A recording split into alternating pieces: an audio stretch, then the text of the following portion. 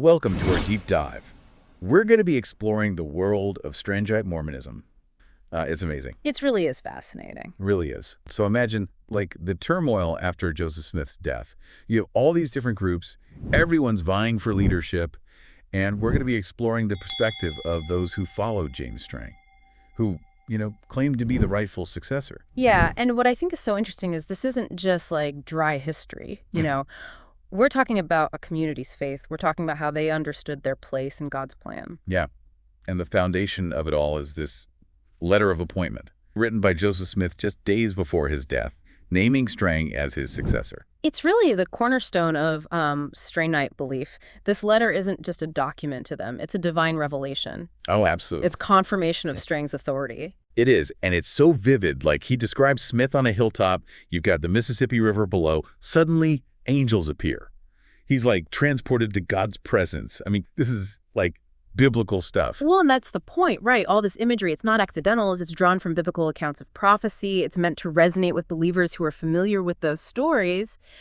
They're trying to link Joseph Smith's prophetic power to Strang's new role. Totally. And this letter gets really specific, too. I mean, it designates Voree, Wisconsin as like the gathering place. It even instructs key figures like Moses Smith to like go out and bring the faithful there. It's a call to action, and you can imagine how powerful that would have been for these believers, especially after the tragedy of Smith's death. This must have been a source of hope, a sense of possibility. Yeah. And then, on top of the letter, we have Strang, who's claiming he was actually baptized and ordained by Joseph Smith himself. Exactly. And these rituals are huge in the Mormon tradition, right? And they mirror Joseph Smith's own experiences. It really reinforces this idea of continuity between early Mormonism and the Strangite movement. It's like they're passing the torch, right? Oh, absolutely. They're carrying on the true legacy. They want to show that lineage. Yeah. It doesn't stop there, though. Strang actually documented his communication with Smith, and other leaders before Smith's death, including, like, instructions to explore Wisconsin for a possible settlement. So he's tying himself in. He's tying himself directly to the leadership. Yeah, like, look, I was chosen before. Yes. He's building that credibility. So there's this connection to the existing leadership, which, for his followers, that had to lend some serious weight to his claims. Oh, for sure. And then we had the discovery that really solidified his position, the Voree plates. And this parallels Joseph Smith's story with the golden plates and the Book of Mormon. It's history repeating itself. It is. It's a new prophet, new plates, new revelation. It's almost like a pattern, right? Yeah. It's wild. Well, Strang claimed to have found and translated these ancient plates, and to his followers, this was it. This was confirmation. Proof of his prophetic calling. It's a physical artifact, right? It is. It's something tangible to point to. Validating everything they believed. Like, wow, what do the plates say? Well, they had messages that really resonated with the anxieties and the hopes of those who followed Strang. They talked about, ancient people who had been destroyed because of their wickedness. Oh, wow. And their land was left as an inheritance for the righteous. Okay. And guess what? That land was in Voree. Whoa.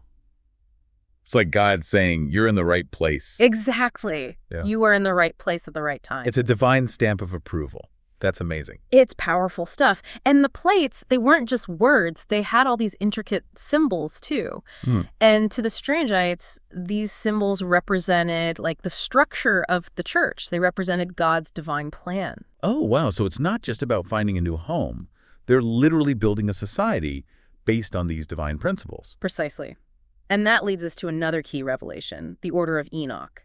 It's basically this system of communal living, similar to what we see in early Mormon practices, shared resources, spiritual purity. It's all there. So it's like the blueprint, right? Yeah, a blueprint for their community. And a way to, like, actually live out their faith. Put it into practice. In a very tangible way. Yeah. That's amazing. And it's interesting that even something as personal as baptisms for the dead, this ritual that was also found in other Mormon groups, it gets its own specific revelation in the Strangite faith. Absolutely. And this revelation outlined how these baptisms should be performed. And it really highlights how important they were in ensuring the salvation of, deceased ancestors, a really meaningful act for the Strangites. It's like their faith touches every aspect of life. It's not just about them. It's about their ancestors. It's about this grand divine plan. It's all connected. It is, and you see that reflected in Strang's pastoral letters, too, you know? These weren't just instructions. These were messages of comfort, guidance, warnings. They address both spiritual and practical concerns. It's like a window into their lives, It really is. their struggles, their hopes, all through the lens of their faith. Exactly. And these letters give us insight into how Strang's revelations were actually put into practice, Wow. shaping the lives of his followers in profound ways. And that's just the beginning, right? There's still so much more to unpack about the Strangite movement. Oh, there is. So we have been talking about these incredible revelations, right? But I'm curious, how did all of this actually play out in their daily lives? Like, we're talking about building a whole society based on, divine instructions. How'd they pull that off? That's where it gets really interesting. Remember that Order of Enoch we talked about? It wasn't just some, lofty idea. Right. This was supposed to be real, lived out, right there in Voree. Wow. Their blueprint for a society Yeah. mirroring God's will. So they were actually putting these revelations into action. I mean, creating a community where everything belongs to God and it's all, managed for the common good. Yeah, exactly. And remember, they believe they're creating Zion, Yeah. a holy community, Right. set apart from the world. Wow. And they see this communal living based on consecration and stewardship as the path to, both spiritual and material prosperity. Okay, but what did that actually look like? Did everyone just give up all their possessions? I mean, how did that work? It wasn't quite that simple. Okay. You would consecrate your property to the church, Right. and in return, you'd receive a stewardship, a portion of the community's resources to manage. So it wasn't about just giving everything away. It was about being responsible Yeah. for what God had entrusted to you. Exactly. For the benefit of everyone. Right. And the stewardship, Yeah. it wasn't fixed. It could change Oh. based on, Yeah. your needs, your abilities. Interesting. The goal was the system where everyone had what they needed and everyone contributed what they could.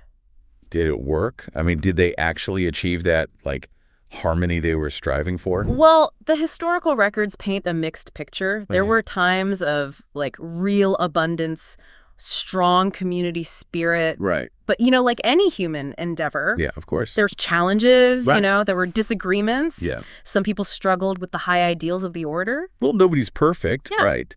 But I imagine their faith, probably helped them through those tough times. Oh, absolutely. They saw their struggles as tests of faith, Right. opportunities to, really refine their commitment to God and the community. Yeah. I mean, remember, these are people who'd already faced persecution for their beliefs. Oh, yeah, totally. They were used to being different, to being, misunderstood Right. by the outside world. It's like this communal lifestyle, the Order of Enoch. It was more than just an economic system, right? Yeah, sure. It was about defining themselves Yeah. against a world they saw as corrupt. Exactly. A refuge, Yeah. a haven Yeah. where they could live by God's laws Yes. and prepare for the coming kingdom. Oh, wow. So this separation from the world, this chosen people narrative, it's really strong in Strang's Revelations. Oh, yeah. And his letters, too. Right.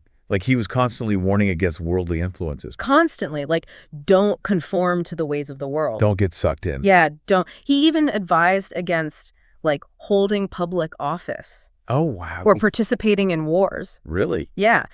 These were distractions from the true mission, building Zion, Yeah. preparing for the return of Christ. So there's that urgency we talked about. Yeah. This anticipation of the end times. It was a driving force for them. It was a huge motivator. And you can understand why. Yeah. They'd seen their leader murdered, Right. their communities disrupted, their beliefs mocked. It's they've been through a lot. They have. It's natural to long for, a better world, a world where righteousness prevails. Yeah, especially when you're facing so much adversity. Exactly. It makes sense. Right. So for them, this wasn't some, abstract theological concept. This was a very real, very personal hope. Yes. A way to cope with real suffering. Exactly. And it fueled their commitment to the movement. They believed they were living in the final days. Yeah. And their faithfulness, to God and to Strang's teachings would determine their eternal fate. Oh, wow.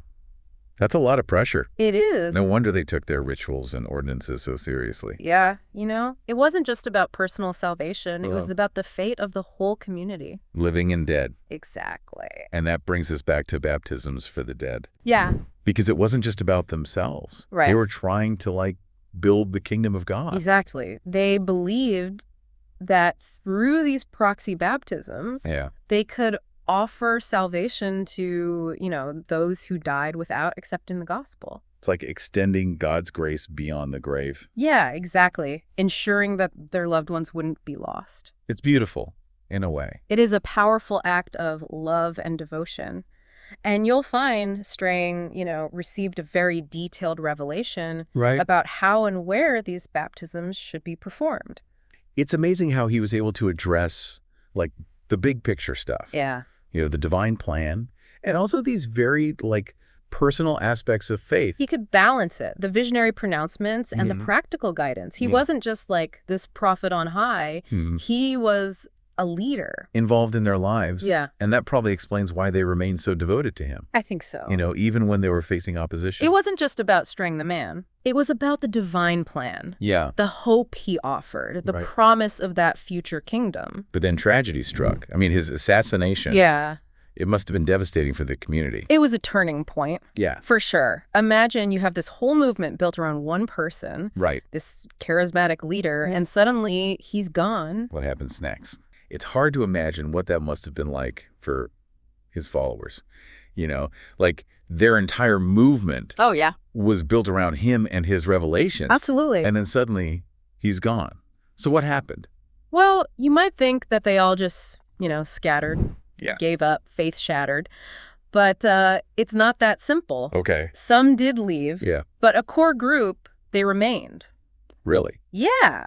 Steadfast in their belief that Strang's teachings were true. It really shows you how deep their commitment was. Yeah. They had the Voree plates. Right. They're communal structures, a whole way of life Yeah. built around these teachings. It's not something you just walk away from. No. They'd invested so much, Yeah. emotionally, but practically too, right? Absolutely. Their whole community was structured around these beliefs. Exactly. And I think for many, the bonds of community, that shared experience, of faith, Yeah. sacrifice, Right. it was stronger than the shock of losing their leader. They had each other. They did. Yeah. They found solace in each other Yeah. and in the principles they believed in. Small groups of Strangites, they persisted, mainly in Wisconsin and Michigan, Yeah. carrying on the traditions, the beliefs. And for these remaining Strangites, Yeah. their faith wasn't just about Strang the man. It was Right. about those larger principles he revealed. Right. The divine plan, Yeah. the hope, The hope of a future kingdom where righteousness wins. and his death. It almost elevated him to a Yeah. martyr in their eyes. It did. It further solidified his place in their belief system. Reinforces that view of them as a chosen people persecuted by the world. Exactly. His violent end, it could even be seen as a fulfillment of prophecy. Oh, wow. Right. Confirmation that he was a true prophet. Rejected by a wicked world. Exactly. And that theme of persecution, Mm-hmm. of being set apart, it echoes throughout their whole history. It does. It's in their writings, Yeah. their sermons, their whole way of life. It's like they saw themselves as carrying on the legacy of the ancient Israelites, right? This chosen people, Yeah, tested by hardship, right. but destined for greatness. It's a powerful narrative. It explains why, even today, Yeah. these small groups of Strangites, They still exist. Yeah. Preserving his teachings and traditions. it's a testament to the power of faith, right? It is. It shows how belief can sustain communities through really difficult times. It's a good reminder that history is about more than just dates and facts, right? Yeah. It's about understanding people, Yeah. their beliefs, their struggles, their triumphs. Right. And the Strangites, with their unwavering faith, their vision of a divinely ordained future, Yeah. they give us this glimpse into the complexities of belief. And the human search for meaning.